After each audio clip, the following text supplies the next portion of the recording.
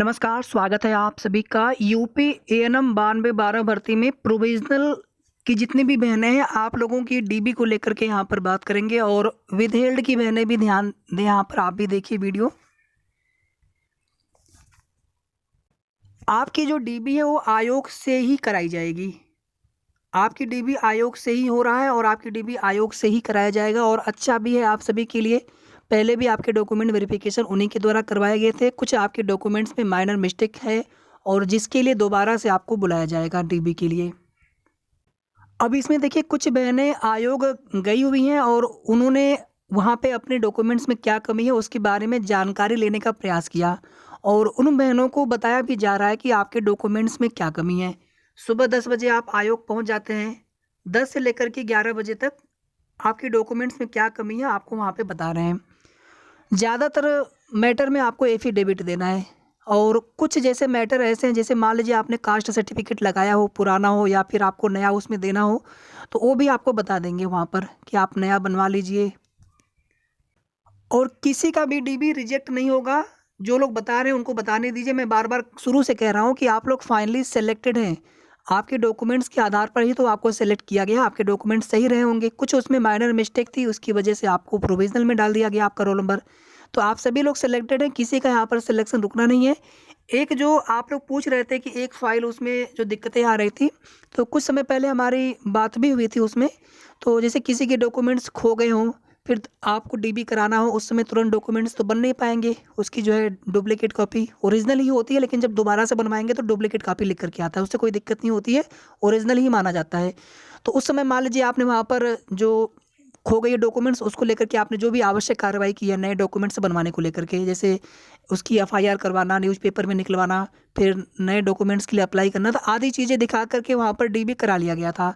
लेकिन अगर आप नए डॉक्यूमेंट्स नहीं सबमिट करेंगे तो फिर आपकी जो प्रोसेस है वो आगे कैसे बढ़ेगी? तो वहाँ पे वो दिक्कत आ रही है।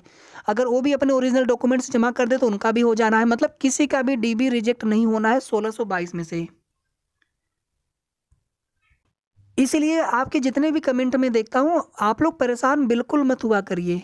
हाँ, आपकी जॉइनिंग में देरी होगी, ये तो सबको पता है, आप भी जान रहे हैं, हम भी कह रहे हैं कि आपकी जॉइनिंग में देरी होगी। अभी फ्रेश बहनों की जॉइनिंग लेटर मिलने जा रहे हैं उन लोगों को और उनके बाद लगभग आपको 1 से डेढ़ महीने का भी आपको वेट करना पड़ सकता है, 1 से डेढ़ महीने। लेकिन जॉइनिंग आप सबकी होगी, इतना आप लोग निश्चिंत रहिए।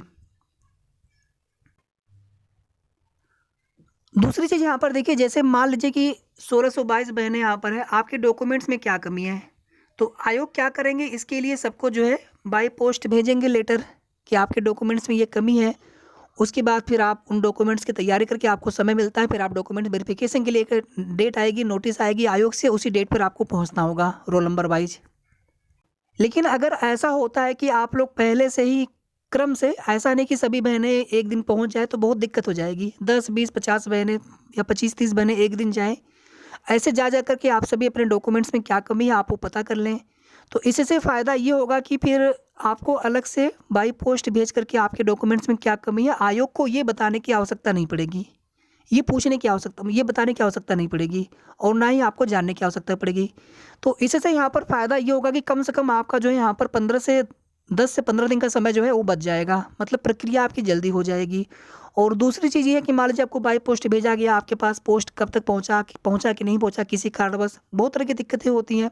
ऐसे आप जा कर के आपने पता कर लिया, तो आयोग के लिए भी बहुत आसान हो जाएगा। उनके लिए भी अब 1622 बहनों का लेटर तैयार करना, मान लीजिए किसी सबको नहीं भेजने होंगे, मान लीजिए किसी के डॉक्यूमेंट्स में वो अपने स्तर से क्लियर कर ले रहे हैं डीबी, उसमें कोई ज़्यादा प्रॉब्लम नहीं है या केवल एफिडेविट लेना है।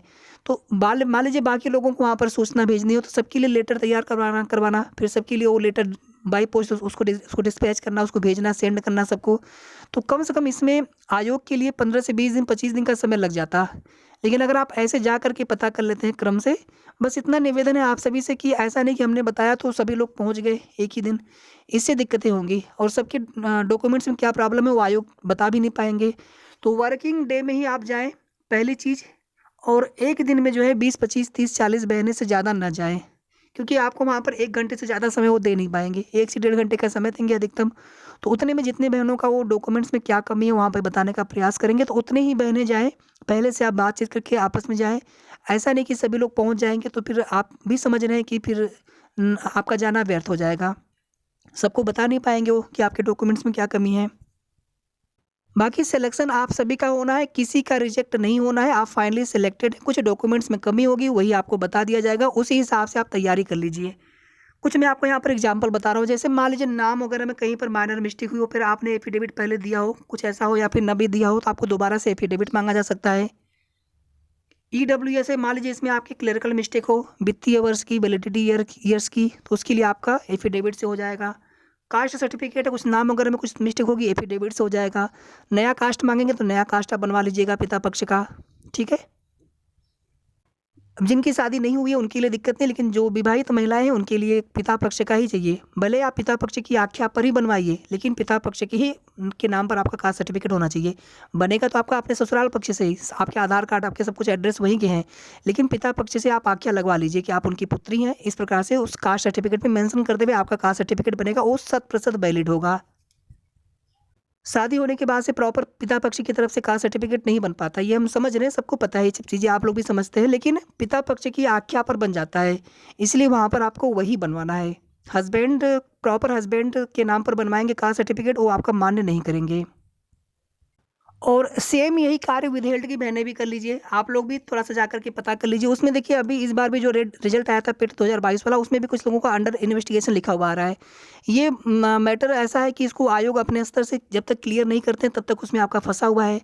तो उसमें कुछ तो वही वाले मैटर थे, कुछ में आपका बायोमेट्रिक्स से रिलेटेड कोई प्रॉब्लम वहाँ पर आ गई थी।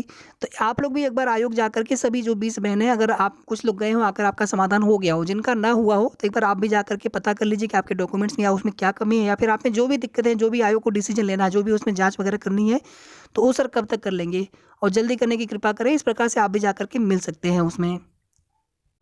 और जो भी बहनें जिस दिन आयोग जाएँ, आप सभी से हमारा विनम्र अनुरोध है कि आप लोग प्लीज़ कमेंट सेक्शन में ज़रूर बताइए कि आप गए थे कि नहीं गए थे। आज आप जिस दिन भी आप गए थे, आपके डॉक्यूमेंट्स में क्या कमी पाई गई। आप कमेंट सेक्शन में बताएँगे तो बाकी बहनें भी देख लेंगी, जिनको अभी डीबी कराना है, सबको वहाँ पे हेल्प मिल जाएगी। बस हमारा इतना निवेदन अनुरोध है। बाकी आप हमें भी बता देंगे, चाहे हमारे व्हाट्सएप नंबर पर, चाहे आप यहाँ पर बता देंगे, कमेंट में बता देंगे, तो वो चीज़ें हम बाकी लोगों को भी बता पाएँगे। ठीक है, कि आपके डॉक्यूमेंट्स में क्या कमी निकल रही है। बाकी जितनी कमी हो सकती है वो हमने आपको बता दिया है। इसी तरह से कमियाँ बताई जा रही है जो बहनें अभी गई हुई हैं। बस एक विशेष आप सभी को ध्यान रखना है कि एक दिन में सीमित संख्या में जाएँ, उतने ही लोग जाएँ जितने लोगों की डीबी, जितने लोगों की डॉक्यूमेंट से रिलेटेड प्रॉब्लम वो बता पाएँ आयोग के स्तर से। ज़्यादा लोग जाएँगे तो फिर दिक्कतें होंगी, बहुत लोगों को फिर वापस लौटना पड़ जाएगा बिना किसी समाधान के, तो फिर आपको आपका जाना व्यर्थ हो जाएगा। बस इतना आप सभी को ध्यान रखना है। शेष आगे की जो भी अपडेट होगी, जो भी ऑथेंटिक सही जानकारी होगी, आप सभी को समय-समय पर सूचना देते रहेंगे, जानकारी देते रहेंगे, और आप लोग बिल्कुल परेशान होना छोड़ दीजिए अभी से। बाकी लोग क्या बताते हैं उनको बताने दीजिए। धन्यवाद। वीडियो को आप लोग प्लीज़ शेयर कर दीजिएगा, सभी प्रोविज़नल की बहनों में कोई ग्रुप हो, आप हर जगह शेयर कर दीजिएगा ताकि सभी तक सही जानकारी पहुँच जाए।